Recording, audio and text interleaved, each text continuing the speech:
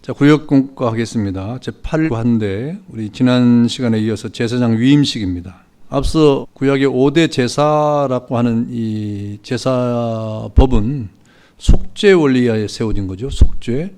제사는 속죄와 관계된 것이기 때문에 이어서 지금 제사장 위임에 관한 내용을 하고 있는데 이것은 중보의 원리입니다.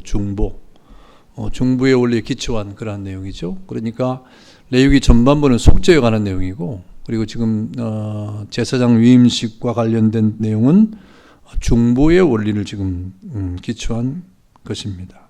그러니까 레위기 전체가 사실은 예수 그리스도의 예표에 관한 것인데, 예수님은 우리의 속죄 제물로 이 땅에 오셨다 하는 그런 내용이고, 제사법에서는, 그리고 제사장 위임식의 원리에서는 예수님은 우리의 중보자가 되신다 하는 중보사역의 예표가 오늘 위임식에 대한 그런 내용이 되겠습니다. 그래서 우리 지난 시간에 제사장 위임의 절차에 대한 일부를 우리가 공부했는데, 크게는 3개입니다. 제사장이 옷을 입히는 거죠. 그 옷을 입히기 전에 씻음, 정결의식이죠. 정결의식을 행하게 되는 것이고, 그 다음에 기름을 붓죠. 기름을 붓고, 그리고 이제 위임식을 하는데, 위임식은 속죄 제사, 위임식을 위한 속죄, 위임식을 위한 번제, 또 위임식을 위한 또 화목제를 하는 것이고, 이것을 7일 동안 계속 반복하게 하는 그런 내용입니다. 그래서 오늘은 제사장의 위임식에 있어서 위임식 속죄 제사를 드렸다. 네 번째죠. 레위기 8장 14절부터 17절인데, 이때는 아직 아론이 제사장의 임명이 받기 이전입니다. 그래서 이 모세가 제사장이 되어서 이제 제사를 드렸고, 아론과 그 아들들 그리고 일반 백성들이 각 자리에서 속죄 제사를 드렸습니다. 이 제사장으로 임명을 받은 아론과 그 아들들이 이 속죄 제사를 드리는 것은 아무리 이 제사장이라고 하는 이 직책이 존귀하고 아주 귀중한 그런 직책이지만, 그럼에도 불구하고 이 아론조차도 제사장이라고 하는 이 아주 귀하고 영광스러운 직책을 갖는 자일지라도 자신의 죄를 용서받지 않고는 그 사역을 감당할 수 없음을 알게 해주는 것이죠. 여러분, 성경은 뭐라고 말씀하십니까? 로마에서 보니까 의인은 없나니 하나도 없다 그랬습니다. 그러니까 그가 아무리 제사장이어도 또 대제사장이어도 이 죄로부터 자유할 수가 없는 것이죠. 그래서 위임식을 위한 속죄 제사를 드리게 된 것입니다. 그 다음에 또 그 절차의 5번째는 위임식을 위한 번제 제사입니다. 번제. 이 번제는 이 2가지가 있었는데, 하나는 죄를 속하기 위해서 드리는 번제가 있었고, 죄와 관계없이 번제를 드렸는데, 그것은 자신의 완전한 순종과 또 헌신을 다짐하는 것이었습니다. 순종과 헌신을 다짐하는 것이었다 그랬습니다. 그래서 오늘 이 제사장의 위임식을 위한 이 번제는 이 속죄를, 죄를 속하기 위해서 드리는 것과는 관계없이 오늘 아론과 그 아들들은 내가 헌신, 또 하나님 앞에 순종하겠습니다 하는 헌신의 의미를 담은 그런 번제로 드리는 것입니다. 그 다음에 6번째는 위임식 화목제사를 드렸는데, 이 화목제와 같은 형식인데 특별히 이 화목제 중에서도 감사제로 드렸죠. 감사제로. 그래서 이 하나님 앞에 속죄제를 드리고, 그리고 번제를 통해서 헌신을 다짐한 이후에 하나님께 감사하는 제사를 드리는 그런 제사가 바로 위임식의 화목제사입니다. 그러니까 위임식을 하기 전에 3가지 제사를 드린 거죠. 그런데 화목제사를 드렸다 이 말입니다. 이 화목제 위임 제사를 드리면서 그 피를 아론과 그 아들들의 귓뿌리에다가 피를 발랐고, 오른손 엄지 손가락과 오른쪽 엄지 발가락에 발랐다 그랬습니다. 이런 의미는 온몸 전체에 발랐다고 하는 그런 상징이죠. 그 피를 온몸에 바른 것과 같은 그런 의미를 가지고 있는 겁니다. 그래서 귀와 손과 발이 하나님께 전적으로 헌신하겠다 이 말입니다. 온몸이 주님 앞에 헌신하는 몸으로 드려지겠다 하는 그런 의미로 귓뿌리와 그 다음에 오른손 엄지 손가락과 오른손 엄지 발가락에 피를 이렇게 발랐습니다. 여러분, 귀는 무엇입니까? 듣는 거죠. 그러니까 하나님의 말씀을 온전히 듣겠습니다 하는 그런 말이에요. 그러니까 우리가 하나님의 말씀을 듣는 것이 얼마나 중요한가를 거듭 강조를 하고 있는 겁니다. 그리고 말씀을 들은 사람들은 어떻게 됩니까? 움직여야 되는데, 움직이는 것은 손발이죠. 손발로 움직이는 것이죠. 그래서 그 하나님의 말씀을 듣고 그 하나님의 말씀대로 그 뜻을 따라 순종하겠다고 하는 의미가 바로 그 피를 귓부리와 엄지손가락과 오른손 발가락에 바르는 그런 의식을 행한 것입니다. 그러면서 이제 위임식이 그렇게 제사가 끝난 다음에는 아론과 그 아들들이 회막문에서 회막을 떠나지 아니하고, 일반 백성들은 돌아갔지만 회막문을 떠나지 아니하고 거기에서 고기와 떡을 나누어 먹었어요. 이 화목 제사는 그 남은 것들을 하나님 앞에 제사를 드리고 남은 것은 제사장과 그 사람들이 같이 먹을 수 있는 음식이 됐거든요. 그래서 회막문을 떠나지 않고 백성은 돌아갔지만 그들은 남아서 그 고기와 떡을 나누어 먹었다. 그때부터 구별되는 거예요. 구별돼서 회막문에서 이렇게 이 남은 재물을 나누어 먹었던 것입니다. 그러면서 회막문에서 나누어 먹었다는 것은 바로 하나님과의 친교를 의미하는 것이죠. 이제 제사장들은 그렇게 백성들과 구별돼서 회막문에 거하는 가운데 하나님과의 친교와 교제를 통해서 제사장적 임무를 이렇게 행하게 됐던 것입니다. 그러면서 7번째는 뭐냐면 7일 동안 회막문에 머물면서 이를 반복하라 그랬어요. 35절에 보니까 여호와의 부탁을 지키라 그랬잖아요. 이 여호와의 부탁은 뭐냐면 이런 위임 속죄 제사나 번제 제사나 이 화목 제사를 드렸는데 이런 모든 것들을 매일매일 반복하라는 거예요. 7일 동안. 매일매일 7일 동안 반복하라 이 말입니다. 그리고 8일째 돼서 아론이 첫 번째 대제사장으로서 제사 업무를 시작하게 된 것입니다. 그래서 비로소 이제 아론이 대제사장으로서의 이 사역을 시행을 한 것이죠.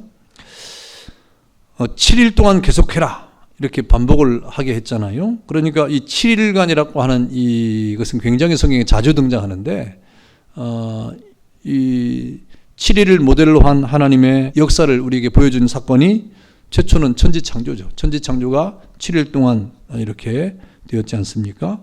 그 다음에 이 악성 피부염이나 또 여러 가지 이 질병이 있을 때 그것이 나았다고 느껴졌을 때 누구한테 갑니까? 제사장에게 간 거예요. 제사장에게 가서 보여준 다음에 며칠 동안 있으면 7일 동안 있다가 격리된 겁니다. 7일 동안 격리입니다. 그래서 그 모든 피부병이나 악성 이런 질병들이 다시 재발하지 아니하면 나았다고 확정하고 이 7일 지나고 8일째 집으로 돌아가는 그런 일이 있었죠. 그래서 7이라는 숫자는 성경에 자주 등장하면서 이것은 완전이라고 하는 그런 의미를 가져다 주고 있습니다. 그래서 7이라고 하는 의미는 어떤 일의 완결 그리고 다음 단계로 넘어감의 의미가 있어요. 다음 단계로 넘어감의 의미. 그래서 오늘 제사장 위임식에서 7일 동안 이런 제사를 반복하고 하나님 앞에 7일 이후에 8일째부터 그 사역을 감당했다고 하는 것은 이제 모든 것이 완결됐다. 제사장으로서의 모든 이 사역을 할 수 있는 자격이 완결됐다. 그리고 그 다음 사역으로 넘어갈 수 있다 하는 그런 의미가 된 것입니다. 그러면서 이 7일간 반복적으로 일을 행하라고 한 것은 제사장들이 무엇을 해야 될 것인가를 충분히 인식하게 한 거예요. 반복교육이죠. 반복교육. 인식하게 한 것이고 또 이 숙지하게 한 것이죠. 알게 하게 한 것이죠. 그래서 제사장의 어떤 직분을 감당함에 있어서 그 직무를 감당함에 있어서 그것을 완전히 준비를 갖추도록 이렇게 하나님께서 7일간의 반복을 명한 것이다 라고 할 수가 있는 것입니다. 자, 그러면 위임식과 우리의 관계를 한번 보겠습니다. 구약의 제사장 또 제사, 제물 이건 다 그림자예요 사실은. 그러면 실체는 뭐냐? 예수님이죠. 구약에 나타난 모든 제사장의 임무, 제사, 제물, 제단, 이런 모든 것들은 다 그림자예요. 실체가 아니에요. 그러면 실체가 뭐냐? 예수님이죠. 예수님이 실체입니다. 그러니까 구약의 모든 제사에 관한 이 모든 법들은 장차 오실 예수 그리스도라고 하는 실체를 알려주기 위한 그림자예요. 그림자예요. 다시 말하면 구약의 이런 모든 것들이 발전해서 예수님이 뭐 그것을 이룬 것이 아닙니다. 그것을 뭐 발전시켜 가지고 이룬 것이 아니라 원래 예수님을 알려주려고 한 거예요. 원래 실체이신 본체신 예수 그리스도에 대한 것을 나타내기 위한, 알려주기 위한 그런 어떤 이 예표로서, 그림자로서 구약의 여러 제도가 이렇게 있었던 것입니다. 여러분, 안식일과 주일도 마찬가지죠. 안식일이 변해가지고 주일이 된 게 아니고, 안식일이 바뀌어가지고 주일이 된 게 아니고, 우리 그렇게 인식하면 안 됩니다. 주일이 본체예요. 안식일은 그림자입니다. 그래서 안식일이라고 하는 것이 주일을 이렇게 드러내기 위한 그런 그림자로서 구약에 존재하게 된 것이죠. 그래서 구약 제사장들은 장차 오실 예수 그리스도의 모형이라고 우리가 말씀할 수 있습니다.